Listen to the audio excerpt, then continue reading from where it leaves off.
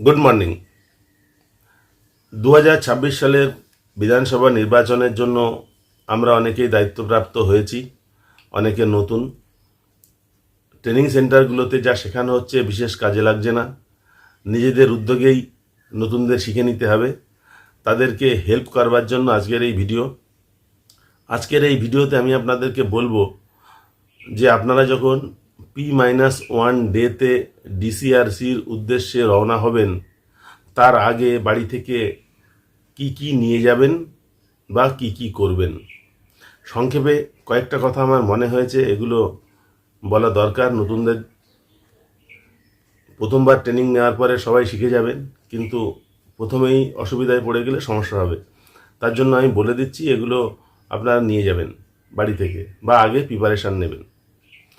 আপনাদেরকে polling material হিসেবে অনেক কিছু দেবে, অনেক ফর্ম দেবে, অনেক খাম দেবে, এবং আরও অনেক স্টেশনারি দেবে। তার মধ্যে বিশেষ থাকবে স্ট্যাম্প প্যাড। গত বছর লোকসভা নির্বাচনে আমাদের একটি স্ট্যাম্প প্যাড দিয়েছিল। একটি স্ট্যাম্প প্যাডে হয় না, দুটি তো অবশ্যই লাগে, তিনটি হলে ভালো হয়। প্রিসাইডিং অফিসার তিনি বাড়ি থেকে যদি পারেন একটি স্ট্যাম্প প্যাড নিয়ে যাবেন, নাম্বার 1। 2 নম্বর, একটা স্টেপলার নিয়ে যাবেন এবং তাতে পিন ভর্তি করে নিয়ে যাবেন, বিভিন্ন সময়ে ওটা কাজে লাগবে। 3 নম্বর, নিয়ে যাবেন একটা দেশলাই বা লাইটার। যদিও পোলিং ম্যাটেরিয়ালের মধ্যে একটা দেশলাই থাকে, কিন্তু একটা নিয়ে যাবেন।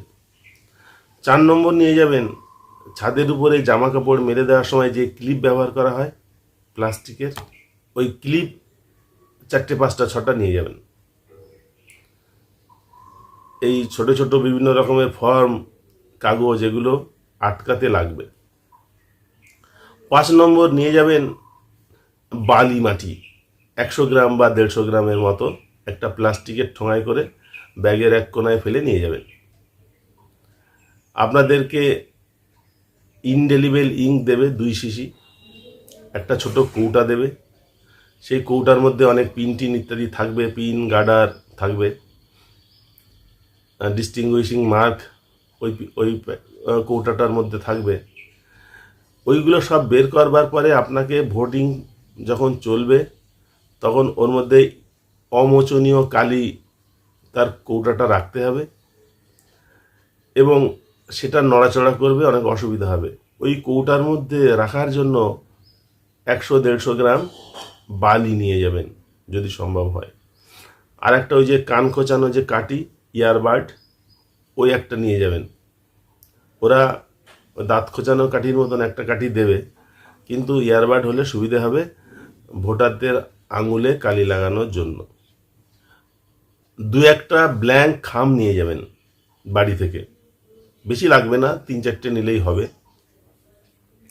বিভিন্ন সময়ে ওরা যে খামগুলো দেয়, সেই খামগুলো অনেক সময় কম পড়ে যায়, ভুল লেখা হয়ে যায়, কিংবা এত জিনিসপত্র দেয়, যখন আপনি ম্যাটেরিয়াল ভোটিং হয়ে যাওয়ার পরে জমা দেবেন তখন হঠাৎ করে বলবে এইটা একটা খামের মধ্যে দিন, তখনও একটা ব্ল্যাঙ্ক খাম লিখে দিয়ে দেবেন।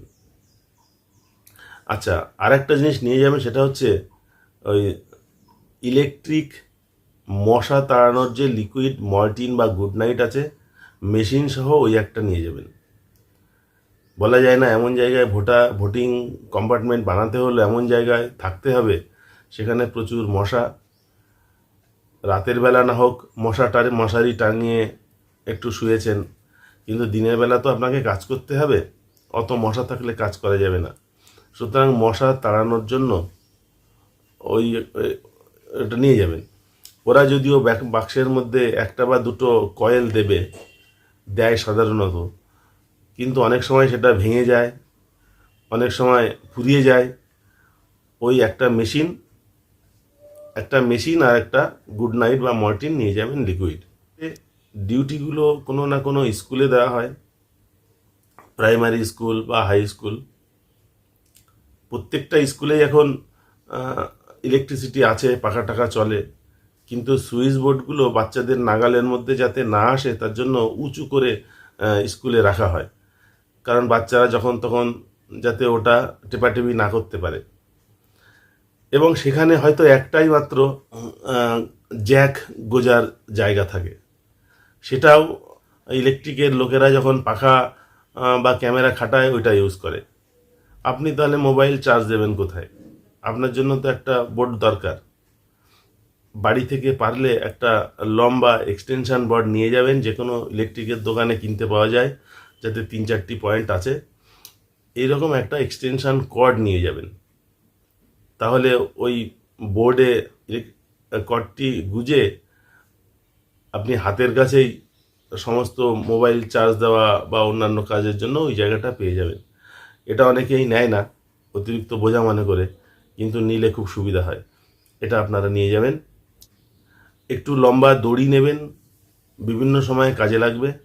দেশলাই নেবেন। মোমবাতি ওরা দিয়ে দেবে। একটা স্ট্যাম্প প্যাড নিয়ে যাবেন।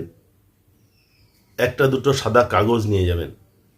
আর বিভিন্ন তথ্য লিখে রাখার জন্য একটা ছোট ডায়েরি বা এরকম 4-5টা কাগজ দিয়ে বানানো বা একটা ছোট ডায়েরি নেবেন। এখানে আপনার বিভিন্ন জিনিস লিখতে হবে। এই কাগজে কোন কোন এসেনশিয়াল জিনিসগুলো লিখতে হবে সেটা আমি বলে দেবো পরের ভিডিওতে, দেখবেন অনেক সুবিধে হবে। আর নিয়ে যাবেন একটা ছোট কাঁচি, কাগজ কাটা কাঁচি, যেটা দড়ি টড়ি কাটতেও লাগবে। ওরা যদিও একটা ব্লেডের অংশ দেবে, কিন্তু সেটা কোথায় থাকবে তাড়াতাড়ি করে কাজের সময় খুঁজে পাওয়া যাবে না। আপনি এগুলো নিয়ে গেলে আপনার ছোট সাইড ব্যাগের মধ্যে রাখতে পারবেন, দেখবেন অনেক সুবিধা হবে। তাহলে আজকের এই ভিডিওটা এখানেই শেষ করছি। পরের ভিডিওতে আবার কথা হবে। নমস্কার।